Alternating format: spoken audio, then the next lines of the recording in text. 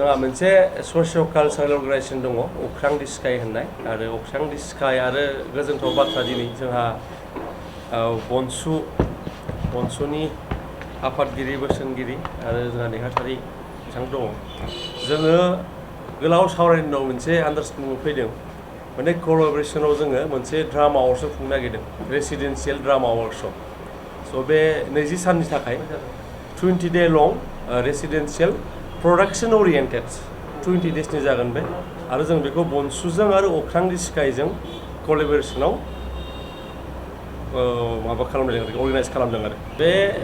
26निफ्राय जागोन 23आव last date रेजिस्ट्रेशननि आरो जों मोनसे मासुल लादों आरोखि रेजिस्ट्रेशन फिस मोनसे मिनिमाम आरो 555 रुपिस माने 555 नाथाय बेहाय थानाय जानाय गासैबो बेहाय इनक्लुड जाजोबगोन आरो बे फ्रि अफ कस्ट जागोन माबाया वर्कशपआ। ओमफ्राय बिदिनो जोङो मोनसे जिनिस नाजागासिनो जों बनसुजोंबो जेला सावरायबाय जे जोङो ड्रामानि थ्रुयै माबा मोनसे खालामनो हायो नामा समाजाव इम्पेक्ट मोनसे खोलैनो हायो नामा थ' इडुकेसन सिस्टेमजोंबो कानेक्सनाव दङ जेब्ला माबाया ड्रामाया थ' जों बेनि थाखायनो ज' जानानै खुंदों आरो आं गोजोननाय मोन्दों बिथांमोना आंनि प्रप'जेलखौ एक्सेप्ट खालामनानै दिनै जयै खुंनो थाखाय बेखौ दावगाबोदों। जोङो बयखौबो हांख्राया हरदों नोंथांमोना फैना पार्टिसिपेट खालामफै बेहाय गोबां जिनिस सोलोंनो मोनगोन आरो जोङो एन्ड अफ दा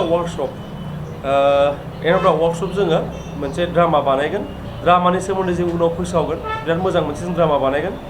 बेनो। जों बर' माहारियारि फरायसा आफाद आरो अख्रां दि स्काइ जों लोगोसे मोनसे फावथिना बा मोनसे ड्रामाखौ जोङो लाबोनो सानदों। दा बेनो जाहैबाय बेखौ बे ड्रामाखौ लाबोनायनि मेन उद्देश्यआनो जाहैबाय मा दानि आजिखालि मा जाबाय नैबे लेटेस्ट टेक्न'लजिजों जोंनि माखासे जेनाखि कालचाराव थाबोनाय बेखौ जोङो माखासे ड्रामा माखासे एक्टिंखौहाय जोङो एसे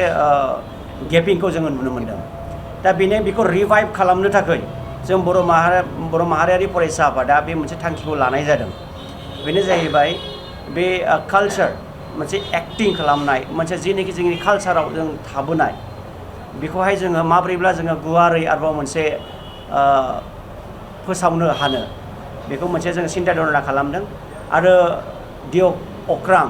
दि स्काइ दा बिथांमोनजों जों सावरायनानै मोनसे डिसिसनाव फैदों दि नैबे फैगौ 26 तारिख बा 26 तारिखआव जोङो बे ट्रेनिंखौ जोङो जागायगोन। बेयो जाहैबाय अरिएन्टेड प्रग्राम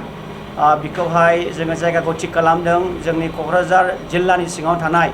स्पर्ट्स हस्टेल तितागुरियाव बेखौ थिग खालामनाय जाबाय। बेयाव पार्टिसिपेन्ट्सखौ जोङो